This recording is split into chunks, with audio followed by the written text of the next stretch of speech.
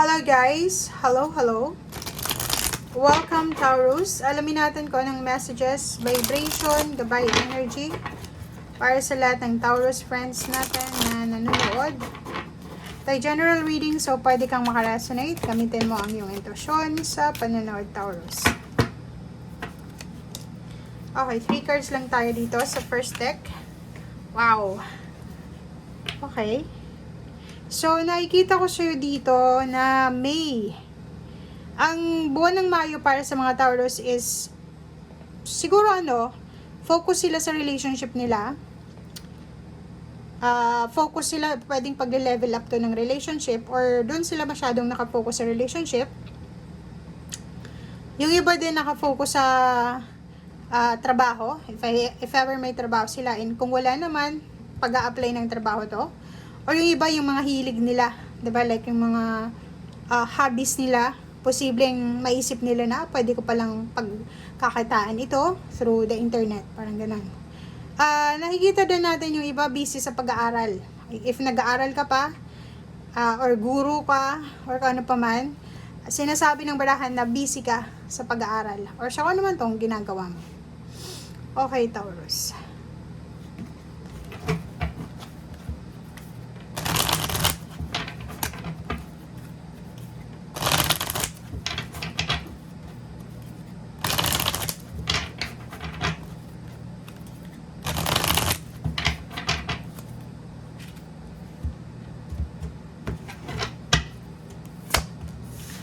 Okay.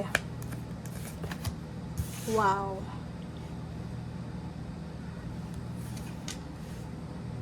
Okay, guys. Doon sa mga Taurus na posibleng nagkaroon ng sama ng loob or mga kaaway or may mga Taurus na nawala ng pag-asa or ano pa man, sinasabi ng baraha sa'yo dito or marami kayong mga worries regarding relationship, regarding money, regarding travel, documents, family, friends, or kung anong pa man tong inaalala mo sa buhay. Sa first 2 weeks ng May, posibleng isang napakabilis na solusyon ang posibleng darating sa'yo. Pwedeng masolusyonan na kung ano man tong mga pain and heartaches mo, mga regrets, or mga, yung parang conflict and defeat, parang gano'n. Yung mga pakiramdam na hindi ka kontento, or yung pwedeng nawalan ka ng interest or kung ano man to. Okay? So, may posibleng mabilis na solusyon, mabilis na solusyon sa kung ano man tong pinagdadaanan mo. Okay? And dahil dyan, posible din na may mabilis din na selebrasyon dahil sa, di ba, pag may mga pagkakataon sa buhay natin na nagtatagumpay tayo, gusto natin mag-celebrate. Kahit small things lang, small na bagay lang, maliit na bagay, nagsi-celebrate tayo. And Taurus, it's your birthday month. So, happy birthday. So, siguro ito siya. May celebration ka kahit konti na posibleng gagawin ngayong buwan ng Mayo. Especially if your birthday is from May 1 to 15. Diba?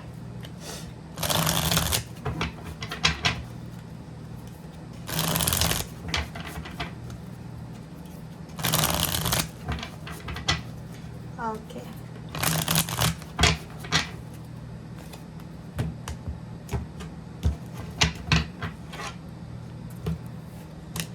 Okay, first card natin sa third deck is 6 of Cups. Oh, ang daming relationship dito, mga issues regarding money ang magbabalik. Diba? So, makikita mo to, may mga relationship na pwedeng bumalik sa'yo. May mga issues din sa relasyon ang posibleng ibalik sa'yo ng universe. May pera na parating, okay? Galing sa, pwedeng regalo to sa'yo dahil birthday mo, or pwedeng tulong to sa'yo dahil sa kamag-anak ka or kan pa. So yun, tingnan mo dalawa, it's Knight and the Page of Pentacles. Current situation and future. Posibleng makatanggap ka ng financial help, financial new beginnings, financial recommendation, or kano pa man.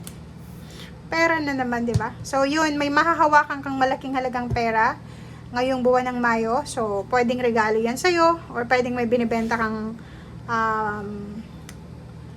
tawag dito, may binibenta kang ari-arian, or sasakyan, or kano pa man. So, nakikita natin dito na yung problema mo sa pera ay posibleng masusolusyonan mo na siya. Okay? So, mawawala ka na doon sa confusion, mawawalan ka na doon sa situation na pagod ka, hindi ka makatulog, namumroblema ka, nagkakasakit ka na dahil sa problema sa pera, dahil mapagtatagumpayan mo to. So, may victory and success tayo dito, 'di ba?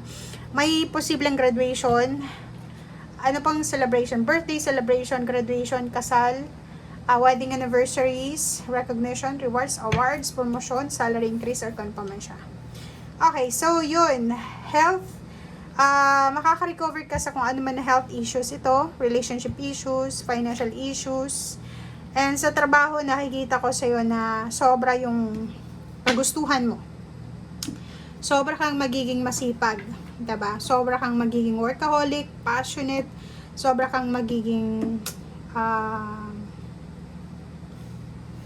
available. Parang gano'n. So, lahat siguro ng overtime, papasukan mo, 'di ba? So, yun ang nakikita natin. And may travel tayo dito. May bibili ng sasakyan, may bibentang sasakyan, may magta-travel, may lilipat ng bahay, may progress, 'di ba? Kasi ang chariot na to, tsaka itong 6 of wands is pareho lang sila victory and success. Parang transition siya, pagbabago. Okay, dahil dyan, sobra-sobra kang magiging masaya.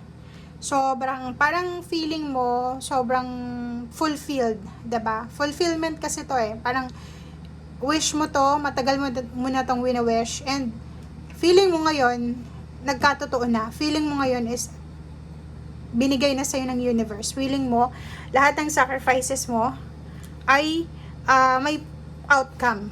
'Di ba?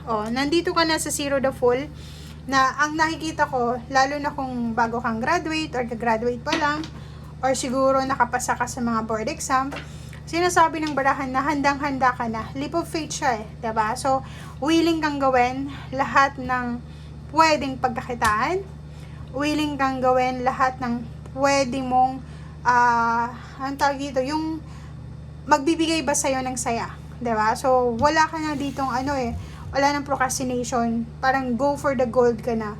Go ka na dito sa chariot, go ka na sa victory and success, and lahat ng mga pinagdaanan mo is parang marirealize mo na hindi pala masama ang dumaan sa pagsubok.